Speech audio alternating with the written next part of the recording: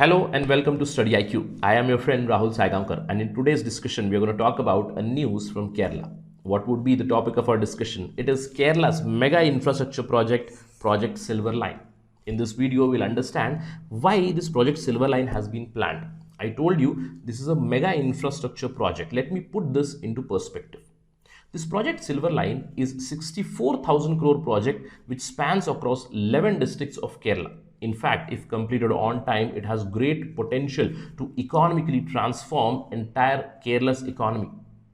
However, after this particular project has got in principle approval from union government and after announcement from the state government also, it has been facing continuous protest from different stakeholders. It has been facing protests from the opposition parties, from the environmentalists, from the environmental organizations, and even from railway experts who have criticized the design of this particular project. So in this lecture, we'll understand all the details about Project Silver Line and why it is facing these protests.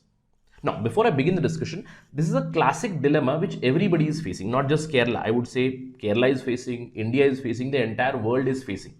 There is a dilemma whether to go for economic development, whether to go for infrastructure projects, or whether to protect environment. How to balance these two objectives is a key challenge for all the policymakers around the world, and it is a challenge for Kerala also. It is to be seen how the incumbent government is going to take all the stakeholders into consensus and complete this particular project.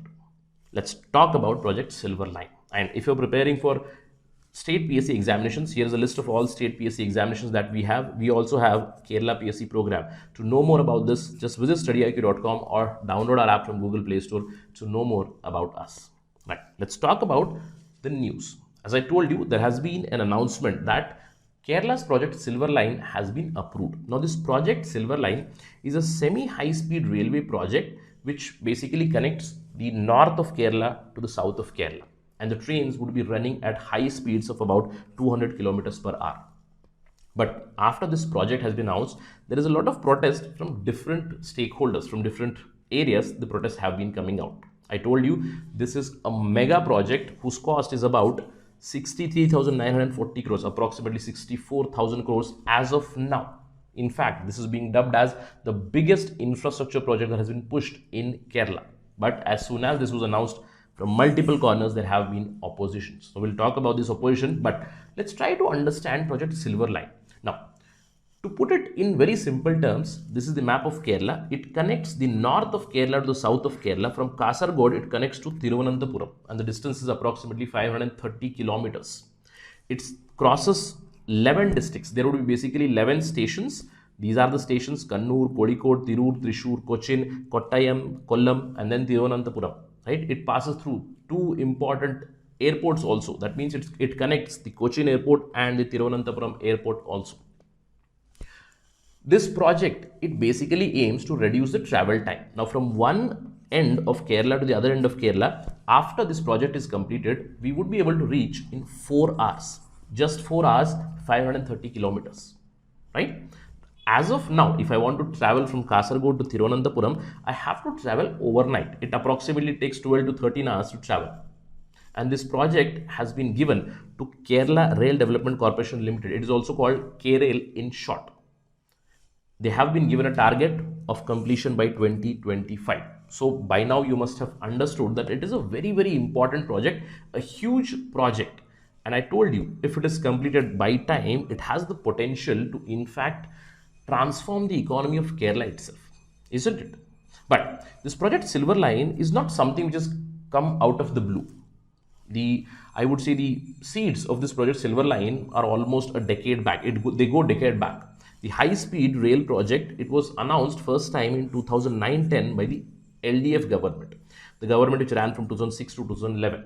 Right? It was announced in the budget, and very soon they also set up Kerala High Speed Rail Corporation. But in 2011, there was an election in Kerala. The government changed from LDF to UDF, which was led by Omen Chandi. Although the UDF government also continued with the project. But right from that time itself, there have been protests, there have been opposition to this particular project. Back then also, when the Chief Minister was Omen Chandi, he had assured people that there would be discussions with various representatives, various organizations, all the key stakeholders who are involved. Then only the project would be taken forward.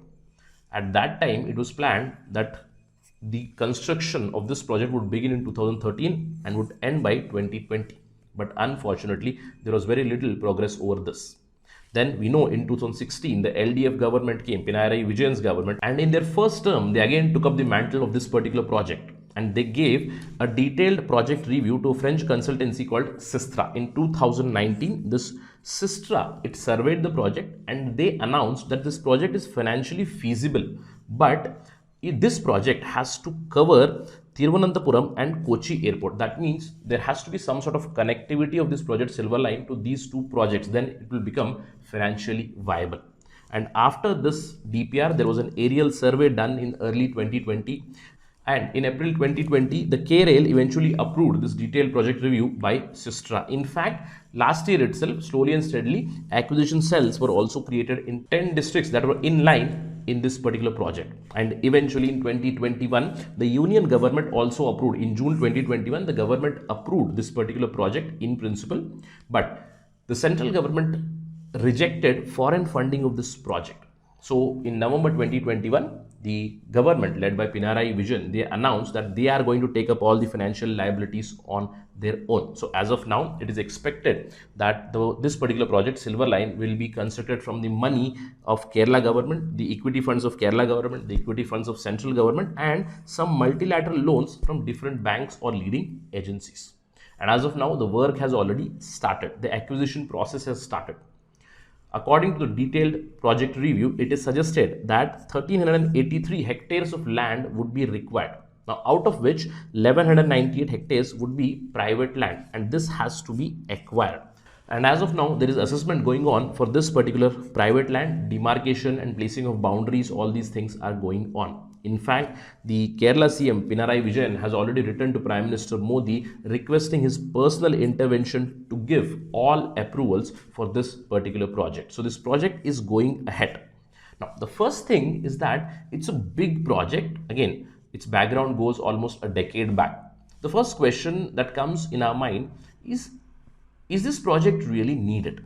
Yes, of course it is needed, because if we look at the economic development that is happening in Kerala, in India, all over the world, we do need such changes. In fact, urban policy experts, they do suggest that the existing Kerala infrastructure, the rail infrastructure, it cannot meet the demands. As of now, the railway infrastructure is there in Kerala, but its average speed is very low, around 45 kilometers per hour. Why? Because we know that Kerala is at the core of Western Ghats, isn't it? And because of these Western Ghats, because of the hills, because of the mountains there are a lot of curves and bends on these rails. That is why it takes a lot of time to travel. And this project Silver Line, it is going to reduce it. Again, there would be a lot of underground tunnels here, a lot of elevated stretches in this project Silver Line, which will reduce the travel time. The current government, it has highlighted that project Silver Line is going to reduce a lot of traffic load. Eventually, it is going to help in decongestion of roads and reduce accident. According to the government, after the completion of project Silver Line, it is also going to help in reducing the greenhouse gases, in the expansion of the roll-on, roll-off services, the production of employment opportunities, airport opportunities would enhance, the IT corridors would be created. Through this Silver Line, there would be a slew of economic activities which would be developed eventually. So, in a nutshell, we can say, yes, these projects are needed for sure, because we need to balance between economic development and the environmental conservation for sure. But protests have also started. On one side, we need these projects, but there is opposition also. Why the opposition? Opposition from the opposition parties like Congress, BJP, Indian Union Muslim League, they have highlighted that this particular project would be an astronomical scam in the making. They highlight that already state of Kerala is in huge debt, and this is going to take the state into further debt. In fact, 17 opposition members have already written a petition to the Union Railway Minister suggesting that this particular project is not financially viable. They have said this is unviable. In fact, they have also highlighted the issue of displacement of about 30,000 families. According to the DPR, it is highlighted that about 9,000 buildings would be demolished, which is going to impact about 30,000 families. So what would happen to these families? They highlight this particular issue. Apart from that, there are many organizations like KRL, Silver Line Viruddha Janakiya Samiti and other organizations, they highlight environmental issues. For example, there is Kerala Shastra Sahitya Parishad, which has a history of about 60-year-long science movement. It has clearly highlighted that the project is going to overshoot. As of now, the project cost is about 64,000 crore. But according to KSSP, the project cost will go up to 2 lakh crores. In fact, they have highlighted that all the work should be stopped as of now, and whatever DPR, the detailed project review, has been done, the environmental impact assessment has been done, all the details have to be put into public so that everybody is aware of the repercussions. Apart from that, the Samiti, Silver Line Viruddha Janakiya Samiti and other green activists, they have highlighted that this particular project is going to harm environment a lot. It is going to cut through a lot of wetlands, paddy fields and hills. After the Silver Line is created, there would be embankments. And after these embankments are created, whenever there is rain, there would be a lot of floods on either side of this particular railway, which again threatens the railway line itself and livelihood of other people.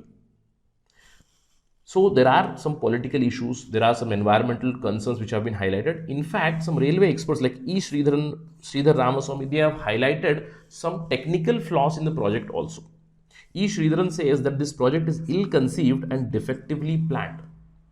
Sridhar Ramaswamy says that the project Silver Line, it uses the standard gauge. That means a different kind of a gauge separate from what Indian Railways normally uses. Indian Railway normally uses a broad gauge.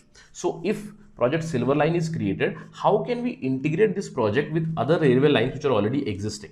If we keep it separate, then interstate travel would not be possible.